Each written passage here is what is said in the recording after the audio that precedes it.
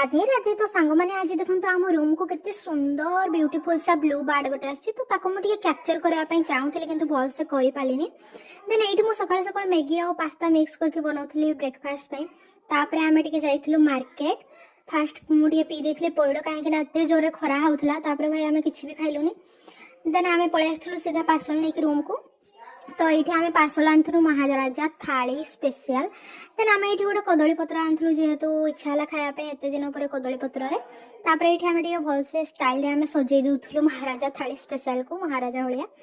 Then आम ये सब खोलिकी खाइलु भाई तार टेस्ट माने बजेट वाइज बहुत सुंदर था। 4टा बेले तो मत बहुत भोक लगी तो मुझे खाई नौली ताड़ चोपा को तो मुझे भल से छड़े पार नी फिर भी मुझे राक्षस भाया खाई जाऊली।